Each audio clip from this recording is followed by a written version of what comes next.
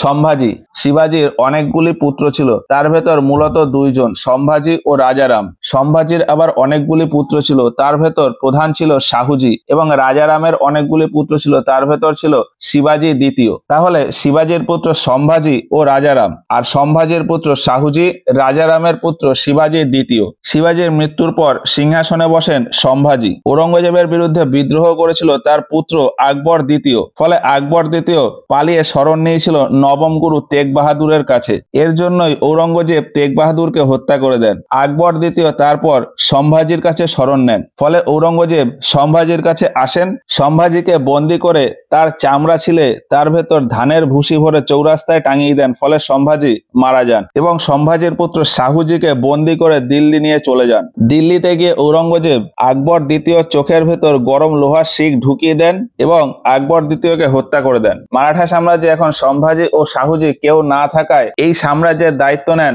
রাজারাম। কিন্তু রাজারাম বেশি দিন শাসন করতে পারেননি, কিছুদিনের মধ্যেই মারা যান। ফলে রাজা হন অর্থাৎ ছত্রপতি হন শিবাজি দ্বিতীয়। শিবাজি দ্বিতীয় 11 বছর বয়সে রাজা হন। এই বয়সে তার সাথে শাসনে বসেন তার মা তারাবাই। আর এই শিবাজি দ্বিতীয়র সময় দিল্লিতে শাসক ছিলেন বাহাদুর শাহ অর্থাৎ মুয়াজ্জম, যাকে শাহে বেখবর বলা হতো। মুয়াজ্জম শিবাজি দ্বিতীয়কে মারার জন্য সম্ভাজির পুত্র শাহুজিকে খুঁজতে থাকেন, কিন্তু তিনি জানতেনই না যে শাহুজি তার জেলে বন্দী রয়েছে। মুয়াজ্জম অর্থাৎ বাহাদুর শাহ শাহুজিকে ছেড়ে দেন এবং শিবাজি দ্বিতীয়কে মারার জন্য পাঠান। জেল থেকে বেরিয়ে মারাঠা সাম্রাজ্যে যাওয়ার পথে শাহুজির সাথে পরিচয় হয়ে যায় বালাজি বিশ্বনাথের। এরপর বালাজি বিশ্বনাথ ও শাহুজি দুজনে মিলে শিবাজি দ্বিতীয়কে হারিয়ে দেন এবং ছোটখাটো একটা জায়গিরদার রূপে রেখে দেন। আর এরপর সিংহাসনে বসেন শাহুজি অর্থাৎ ছত্রপতি হন শাহুজি। তার প্রধান পেশোয়া হন বালাজি বিশ্বনাথ। অন্যদিকে বাহাদুর শাহ অর্থাৎ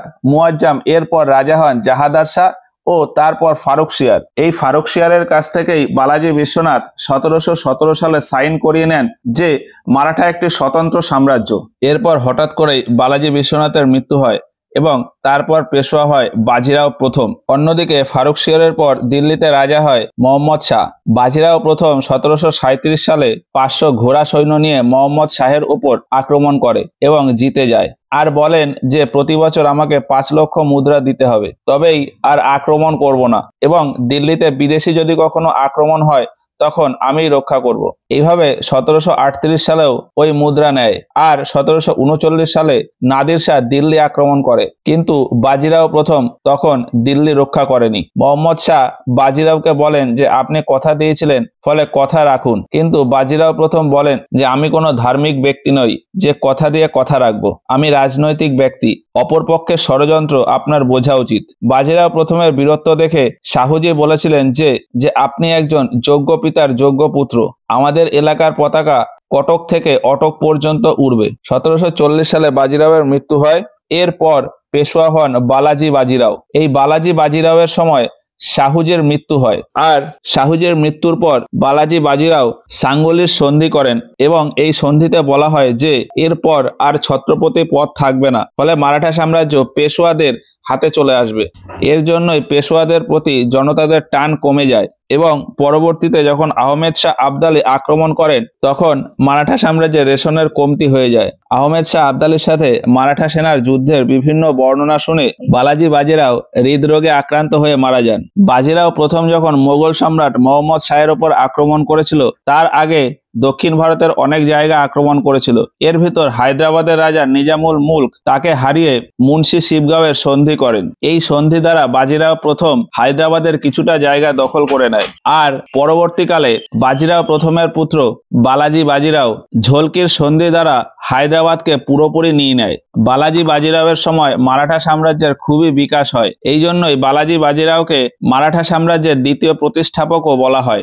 বালাজি বাজিরাও কাজ করতেন নিজে, কিন্তু নাম হতো শাহুজির। পরবর্তীতে শাহুজি মারা গেলে তারপর বালাজি বাজিরাও সাঙ্গলির সন্ধি করে এবং মারাঠা সাম্রাজ্যের সমস্ত শক্তি নিজের আয়ত্তে নিয়ে নেয়। হায়দ্রাবাদের নিজামের সাথে ঝোলকির সন্ধি করার পরই বালাজি বাজিরাও পরিকল্পনা করেন কটক থেকে অটক যাওয়ার, এবং তখনই তাকে আটকে দেয় আহমেদ শাহ আবদালী। এরপর আহমেদ শাহ আবদালীর সাথে মারাঠাদের যুদ্ধ শুরু হয়ে যায় এবং পরবর্তীতে 1761 সালে পানিপথের তৃতীয় যুদ্ধ হয়। এই দুই যুদ্ধে পরিবারের সবার এত খারাপ অবস্থা দেখে বালাজি বাজিরাও হৃদরোগে আক্রান্ত হয়। শাহুজি ও বাজিরাও প্রথম এর সময় মারাঠা সাম্রাজ্য 5টি সাম্রাজ্যে ভেঙে যায়, অর্থাৎ 5টি কনফেডারেশনে ভেঙে যায়। পুনে, নাগপুর, গুজরাট, ইন্দোর ও গোয়ালিয়র। পুনেতে শাসন করত পেশোয়া, নাগপুরে ভোসলে, গুজরাটে গায়কোয়াড়, ইন্দোরে হোলকার আর গোয়ালিয়রে সিন্ধিয়া।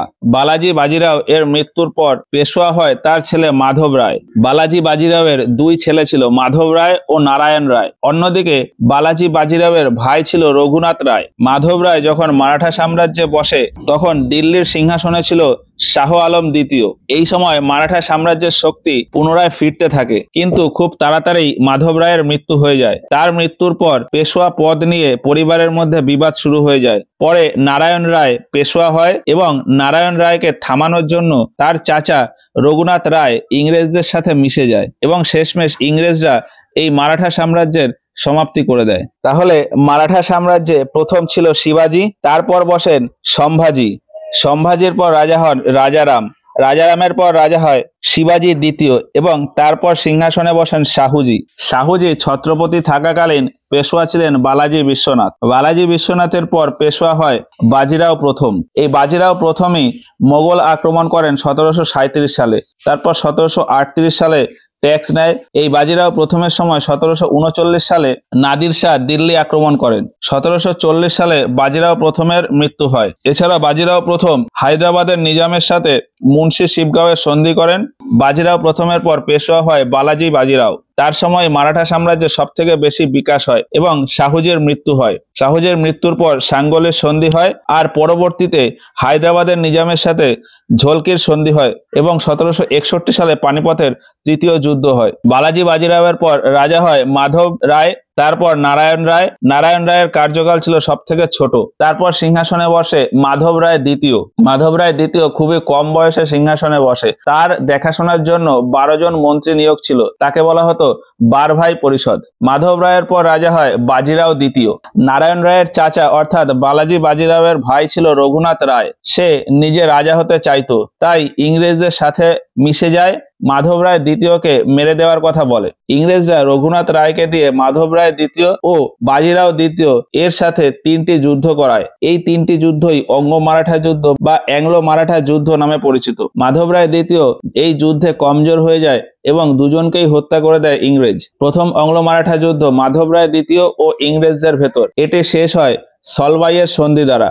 দ্বিতীয় অঙ্গলো মারাঠা যুদ্ধ বাজিরাও দ্বিতীয় ও ইংরেজদের ভেতর, এটি শেষ হয় বেসিনের সন্ধি দ্বারা। আর তৃতীয় অঙ্গলো মারাঠা যুদ্ধ, এটিও বাজিরাও দ্বিতীয় ও ইংরেজদের ভেতর, এটি শেষ হয় পুনে সন্ধি বা পুনে প্যাক্ট দ্বারা। এই পুনে সন্ধির মাধ্যমে মারাঠাদের শক্তি পুরোপুরি শেষ হয়ে যায়। এই সন্ধি দ্বারা ইংরেজরা মারাঠা সম্পূর্ণ দখল করে নেয়। ইংরেজরা জানতো যে যদি মারাঠা পুরোপুরি দখল করে নেওয়া হয় তাহলে জনগণ রাজাদের সাথে বিদ্রোহ করে দেবে। তাই রাজাকে দিয়ে অর্থাৎ বাজিরাও দ্বিতীয়কে দিয়ে বলান যে আমি স্বইচ্ছায় মারাঠা ছেড়ে চলে যাচ্ছি, এবং ইংরেজরা বাজিরাও দ্বিতীয়কে ইউপির কানপুরে পিঠুর নামক এলাকায় পাঠিয়ে দেয় পেনশন দিয়ে। বেশ কয়েক বছর ইংরেজরা পেনশন দেয় এবং তারপর বন্ধ করে দেয়। বাজিরাও দ্বিতীয়কে যখন কানপুর পাঠিয়ে দেওয়া হয়েছিল, তারপর তিনি এক সন্তান দত্তক নিয়েছিলেন, নানা সাহেব বা ধন্দুপান্ত। বাজিরাও দ্বিতীয় যেহেতু পেনশন নিতেন, হিসাব মতো নানা সাহেবেরও পেনশন পাওয়ার কথা ছিল, কিন্তু ধীরে ধীরে ইংরেজরা পেনশনের পরিমাণ কমিয়ে দেয় এবং নানা সাহেবের সময় পেনশন বন্ধ করে দেন। ফলে 1857 সালে কানপুর থেকে বিদ্রোহ করেছিলেন নানা সাহেব। ইংরেজরা যখন মারাঠাদের সাম্রাজ্য নিজেদের দখলে নিয়ে নেয়, তখন মারাঠারা ছোট ছোট গ্রুপে এদিক ওদিক ছড়িয়ে যায়, যাদেরকে বলা হতো পিন্ডারি। এরাই জঙ্গলে লুকিয়ে চুরিয়ে ইংরেজদের বিরুদ্ধে মাঝে মধ্যে লড়াই করত।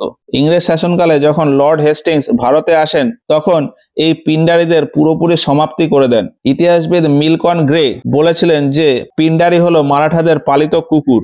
তৃতীয় অ্যাংলো মারাঠা যুদ্ধের পর মারাঠাদের 5টা সাম্রাজ্যের ভেতর যে সন্ধি হয়, তাতে গায়কোয়াড়ের সাথে কোনো সন্ধি হয়নি, কারণ গায়কোয়াড়ের পেশোয়া নিজেই ইংরেজদের অধীনতা স্বীকার করে নেন। মারাঠা সাম্রাজ্যে ছত্রপতির আন্ডারে যে অষ্টপ্রধান ছিল, তার ভেতর প্রধান ছিল পেশোয়া। পেশোয়াকে বলা হতো প্রধানমন্ত্রী।